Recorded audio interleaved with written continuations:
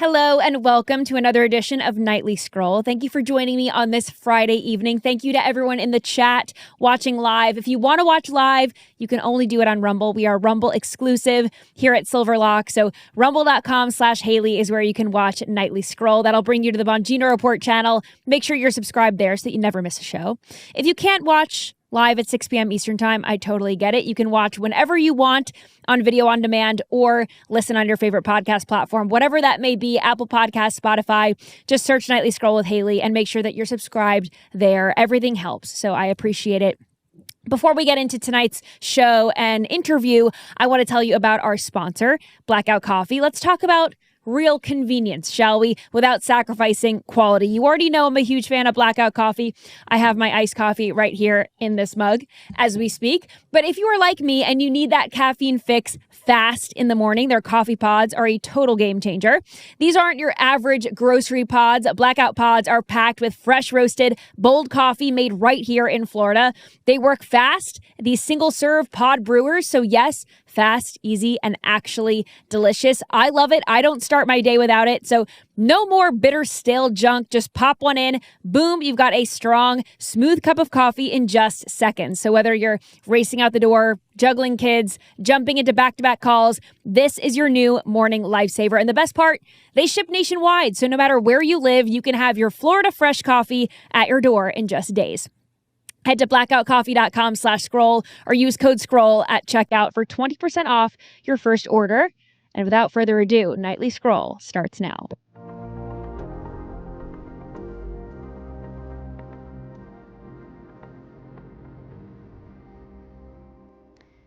I want to set the scene here. This is going to be a heavy episode. Imagine just being 7 years old, and it is your very first time at sleepaway camp with your big brother. Then imagine the Guadalupe River rising to 26 feet overnight, and you and your fellow campers are clinging to the rafters to escape the floodwaters. Imagine being rescued just before your cabin was ripped apart. My next guest's sons, they don't have to imagine that scenario because they lived that nightmare on July 4th. They were at Camp La Junta in Hunt, Texas, just minutes from Camp Mystic, where the floodwaters claimed the lives of 27 young campers and counselors. Now, former investigative reporter, journalist Keli Rabon is sounding the alarm on the emergency preparedness and fighting for FEMA assistance for families in need, including her own, and she joins me now. Keli, thank you so much for joining me. What was going through your head when you first heard about the flooding? Because you don't live around Hunt, Texas. You're where? How far are you? So thank you so much for having me, Hayley. I am in Houston, and let's say driving the speed limit, it would be about 5 hours away. But as you might imagine, on that morning of July 4th, when I got the first text that gave me an inkling of an idea that there was something wrong, saying that they had received a lot of water overnight and would update later, my mind was racing as to how fast that I could get to that camp.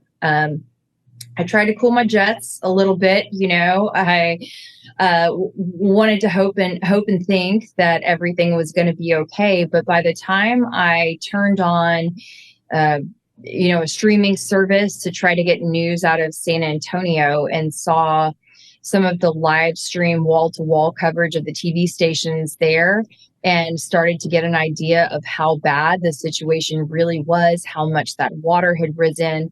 And then even seeing the statement from Camp Mystic that said, if we have not contacted you, that your daughter is safe, but if we have contacted you, your daughter maybe, is missing. Oh. That's when I knew this was a really, really serious incident, because I knew it was just about 5 minutes away from Camp La Junta where my boys were. Oh my gosh, I cannot imagine what was going through your head, the panic setting in. So how long did it take you to get in contact with the camp, and how long was it before you knew that your boys were okay? It was a solid 12, 13 hours before I was able to actually put my arms around my boys. There was no way for me to get in touch with the camp, only just rely on their occasional texts that were sent out to all of the parents every few hours. They had let us know that, they'd said everyone is okay or accounted for, but no power, no water, no cell service. And so, I mean, I knew as a parent that obviously they were going through a very emergency situation. So don't try to continue to, I mean, not that they even had phone lines but to bother them even more than, Right. they were already dealing with enough. But it wasn't until that night around 8 to 8:30 that I got to actually put my arms around my boys. And And how did you get to the campgrounds? Because if the floodwaters have risen that high, what was that like? I mean, what did you see when you got there? oh, you were not able to get anywhere near the campgrounds. They had to be, we thought maybe that they were going to need to be actually like airlifted to be evacuated, but they ended up being transported out with some sort of bus. I mean, we weren't given all of those details at the time. I mean, I even, while I was driving, had a text message saying we were able to get a drop from the National Guard or some sort of helicopter. I mean, that's just not a situation that you ever envision your child going through when they're going away to summer camp. Um, it's just mind blowing. But once I got to Kerrville, so I wasn't able to go all the way to Hunt. They brought the kids to this a church that sadly was right across the street, and I'm talking a small street right across the street from a funeral home. And so when I first saw large crowds outside of this funeral home, I didn't know that it was a funeral home. I thought, okay, this is where I'm going to pull in.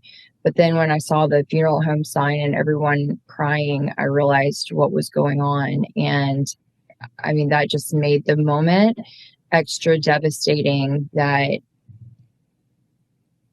I was Some going to families were feel not as lucky. I was going to feel gratitude holding my boys, and that there were many families that were never going to be able to hold their loved one again. Yeah, it is absolutely so tragic. I mean, it's tragic when any life is lost, but when you think about young girls, young children, it's unconscionable. What did your adults? Yeah, even for the adults, I mean, we definitely have, and for good reason, so much attention on the campers. But I mean, every life lost that day was an innocent life. We got to remember that these were folks who were just trying to enjoy like classic good old American fun on the 4th of July. Yeah. They weren't not heeding some, hurricane. They didn't know that something this bad was going to happen. Yeah. And I think that's really important, something that really distinguishes this disaster from others. Yeah, completely innocent. So when you got to your sons, what did they tell you about that night when the floodwaters rose? I mean, when did they realize something was going on? What did the counselors do to get them to safety? What did they say? Okay, so when I first saw my 7-year-old, Brock, who had just finished kindergarten. And when I tell you 7, he had just turned 7 like 2 weeks before. So we're talking about a little guy. He was just white as a sheet. I had never seen him look so in shock before. And I asked him, hey, bud, what happened? Because I didn't come in crying and overly emotional, because I didn't know genuinely what they had or hadn't witnessed. Mm-hmm. And he just said, I don't remember, Mom. I don't know. And that was almost more disturbing to me than even just hearing details in that moment that he just didn't remember. But I mean, ultimately, I'm grateful that in that moment, the brain knew to just divvy up the trauma into a bunch of different little pieces, because otherwise it really would have been too much. So then the next morning, he started to open up and share a little bit more. And I mean, it's kind of a cute story, but and also it's sad as well. So he says, "So mom, I woke up with my flashlight and it was raining so hard and the lightning was so bright and the thunder was so loud and there was water everywhere. So we got on the raft and we sat there for a long time. And then, I don't know, somehow we got to safety." So I'm thinking to myself, wow, the camp was really proactive in having a raft inside the cabin. And, so all the little boys could get into the raft and then they could move the raft outside. It wasn't until later in that afternoon, I showed him a picture of a raft and I said, "So something like this?" And he said, "No, on the raft." And he pointed up and I said, "The rafters?" And he said, "Yeah." So he had reclimbed from the bottom bunk with the help of his counselors to the top bunk and then to the rafter as they were trying to escape the water. Oh my goodness. So I remember seeing an interview that your son had done saying that the camp counselors did get alerts on their phone, but it was far too late. Yes, it was. In fact, it was as water was probably at least waist deep, if not already chest deep on them. And this counselor had told me they kind of half laughed at that point because, I mean, what else are you going to do? There's no time to cry. You can't evacuate. You can't evacuate. And thankfully, they had, enough instinct. One of them I know was an Eagle Scout. Something in their head or their heart told them to stay put, or their brain, told them to stay put and to not try to leave that cabin and to just literally go to higher ground as high as they could within the cabin. But we have to remember that meanwhile, the door was breaking off, the windows were breaking, there was an interior wall that fell, an exterior wall that fell. And if you saw that video, there was kind of a viral video that had initially been labeled Mystic, but it was from Camp La Junta, my boys' camp. And it shows a small cabin floating and kind of colliding with another cabin and then going on. Well, that's at Camp La Junta. And it was a small adult, what they call a casa, an adult cabin. And they're inside with their flashlights. It hit my son's cabin. And then that caused, some either an interior or an exterior wall to come down. I mean, it was just pure chaos. Pure chaos. And so you have two sons that were at the camp. Were they together? No. In fact, so my older son, Braden, he's 9, and this was his 3rd year to attend the camp. And keep in mind that both boys had only been there for 1 full day. You could maybe call it a day and a half, but the first day that they were there, they arrived in mid-afternoon to late afternoon. So it's really just, you get there, you check in, and go to sleep. But so they had 1 full day there. They didn't even know who their cabin mates were at that point. It was so new and so fresh. So it's not like they could even rely on their friends at that point. Right. But Braden was in a different cabin. He had actually been kind of in that same cabin and structure that Brock was the last 2 years. But this go round, he was in a further back, more elevated cabin. And so while his cabin didn't take in any water, it did take in other campers who were evacuating their cabins because they'd flooded. But he had no idea how Brock was doing. Wow. Oh, that's so horrible. I'm sure he was worried about, they were worried about each other. So how did the camp respond in that moment? But how have they responded since? And how will they prepare in the future? Not that they did anything wrong in the moment, but how can they be better prepared for an emergency like this if it ever happens again? So, I mean, I think in that moment, given that this was such an unprecedented event that no one could have, uh, perhaps, right? I'm no expert and I certainly wasn't there that day and I don't have all the meteorological data, but it doesn't seem like anyone could have known that it was going to be this bad. Certainly not based on what the local officials were saying, and that's a different topic maybe we get into. But the camp itself, did the best they could, I think, in that moment. And I'm hopeful that moving forward, they acknowledge ways to make it better. I have personally been out to the camp since just last Friday. I decided unannounced, and I had been in communication with the camp a little bit, wanting to give them space and time because this is very devastating to them too. I mean, their entire world just flipped upside down. Yeah. But when I drove out there, I cried harder on Friday than I have this entire month combined. It was so devastating. There is no way that you can really understand this immense devastation until you see it firsthand.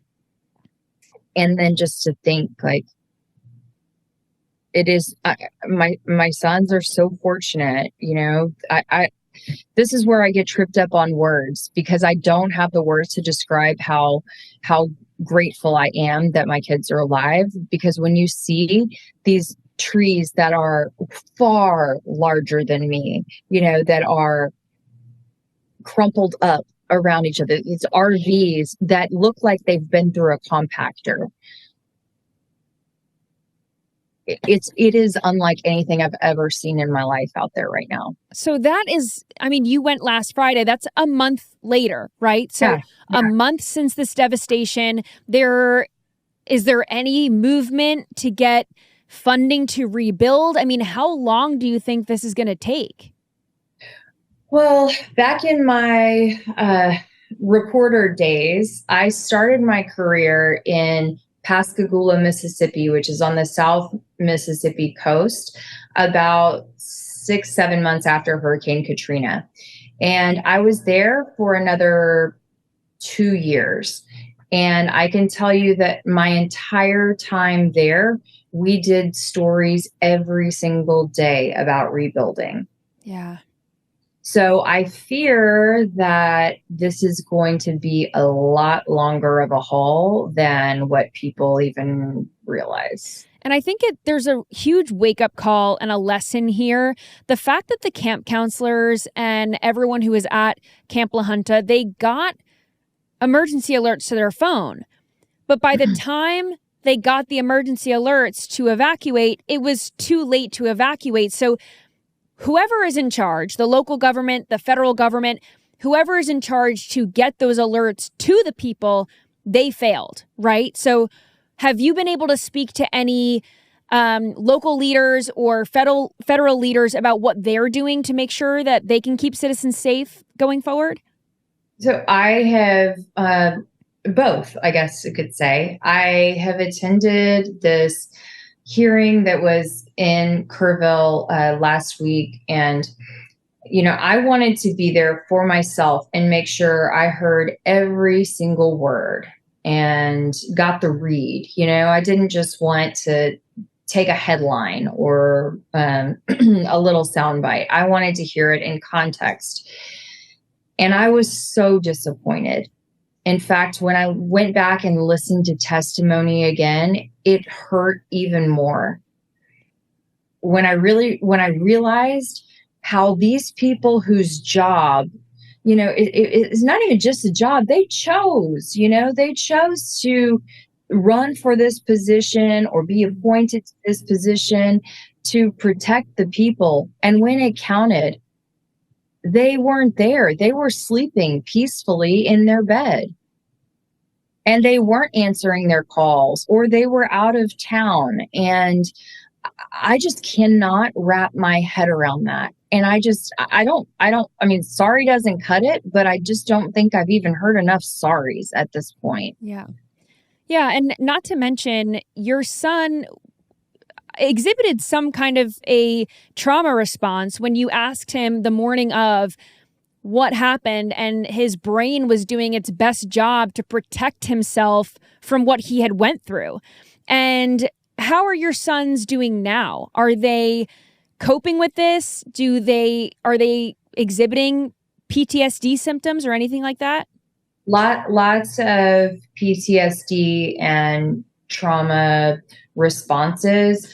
We just today started therapy in person. And so, and thankfully part of that is because I went to the hearing and I had mom on a mission, making sure that I'm going to, get help for my kids and for others out there who are in our same position. Because what I had been told, I called the camp and said, hey, look, the boys are having a tough time and I really want to address this head on in the beginning. And he said, gosh, I just don't know what to tell you. I'm sorry, you guys are in Houston. So I called FEMA, and FEMA gave me the same exact response. I'm so sorry to hear that this is happening, but because you don't have a zip code in the declared disaster zone, you don't qualify for assistance. And PS, we don't cover mental health services anyway. Huh? Yeah. I was under the impression that FEMA did cover mental health services for people who had went through something like this, a traumatic situation. I even checked with my congressman personally yesterday, who told me no. And even if they did, you would be too far, even though your sons experienced the flood because they were there, but you live in Houston, so they were vague. They were vague about that part. I mean, it doesn't seem that there's any assistance for us in this case, federally at least. And I'm still working, like I said, with the state lawmakers to ensure at minimum that there's better messaging, but hopefully not just messaging, that it's crystal clear that everybody's on the same page. Because what I've said is you can't enjoy the fruits of our tourism. Okay. We all agree that July 4th in the Hill Country, prime time, this is what they thrive on. You can't enjoy the fruits of the tourism. And then when a disaster happens, and especially one that had some man-made errors that happen too. Right. But you can't just leave us hanging then when that disaster happens just because we live out of that county. Yeah, absolutely. And, what your sons went through, they were not alone, right? So your sons can't be the only children who are having nightmares and these trauma responses. When you went back, I mean, what was left of your son's belongings? Because one of your sons was in the cabin that flooded and was hit by the other cabin. So during this evacuation, what happened to his things? Was he reunited with these things? How did that all happen?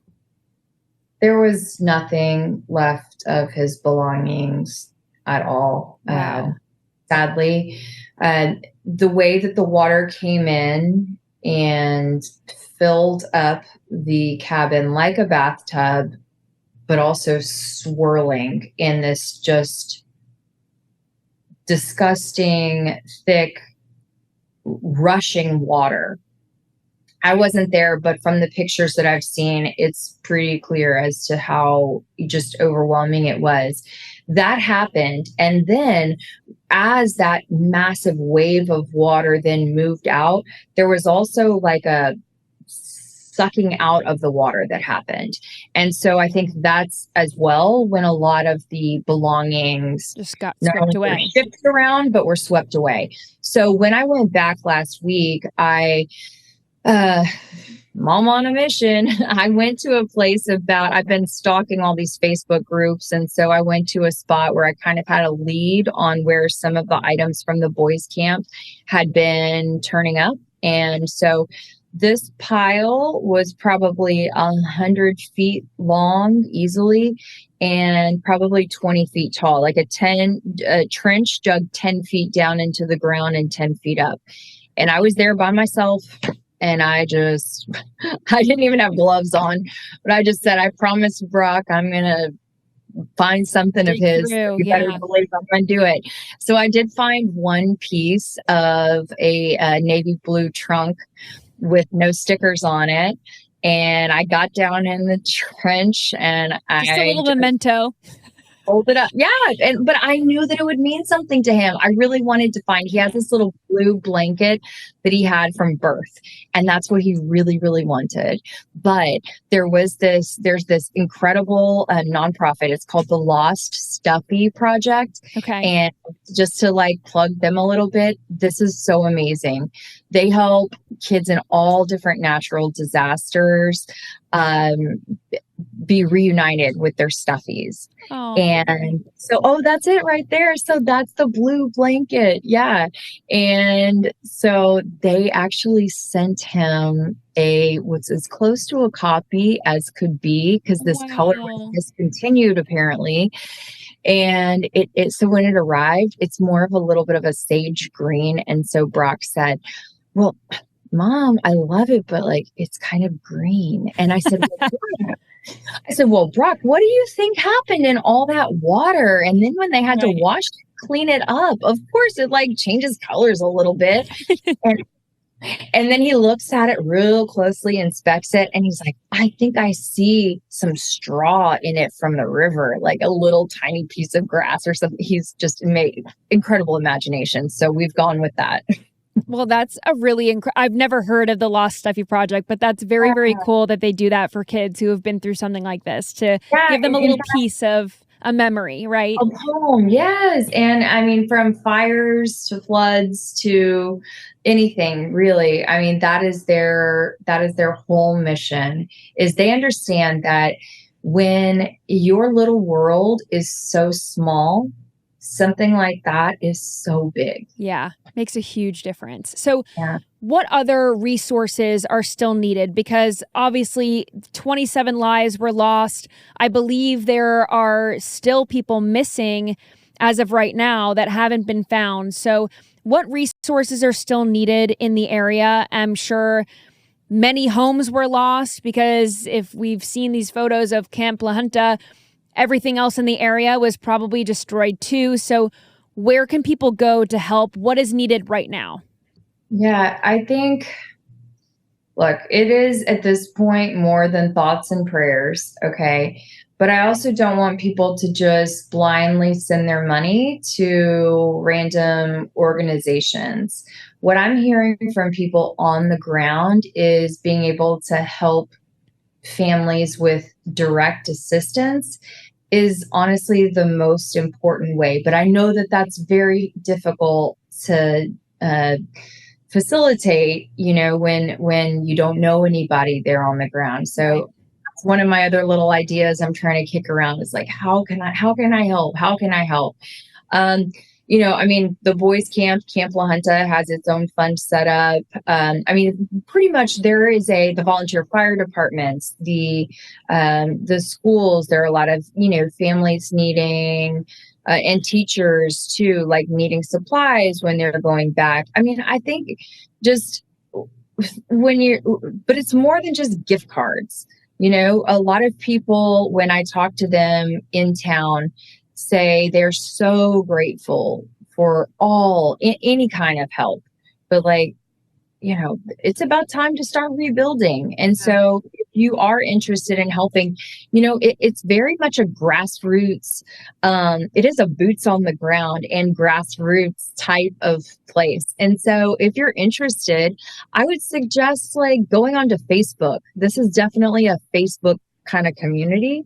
And there are different groups that, facilitate like community groups. Yeah. So maybe hop on there and ask people like, I don't know, hey, what do you guys need?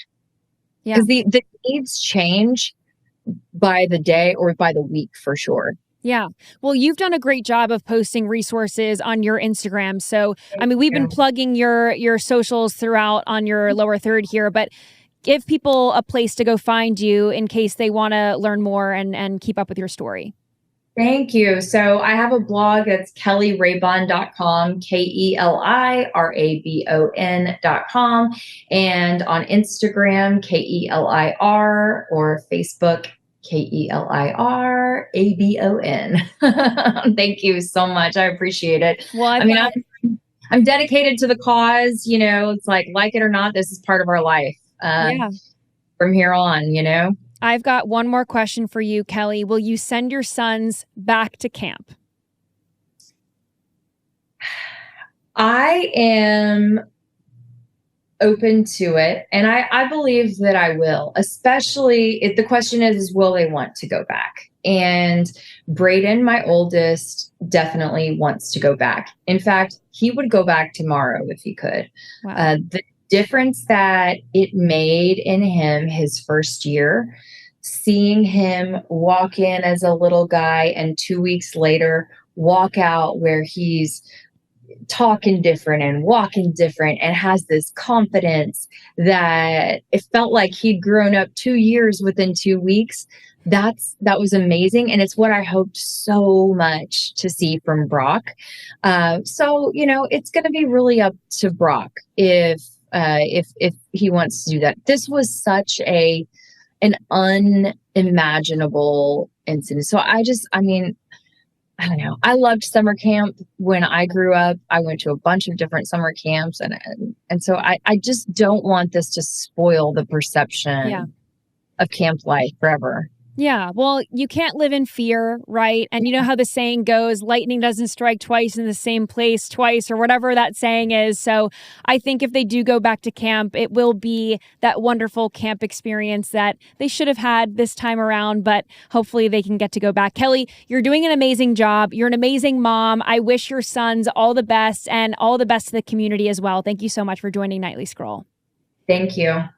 This is a great example of sunshine after rain, an absolutely horrific tragedy, but it is amazing to see how those heroes sprung into action when needed, those camp counselors and local community leaders, and they can all come together to rebuild, and I hope they do. So thank you so much for listening to this interview tonight. Thank you for joining me on this Friday evening, and I will see you right back here on Monday.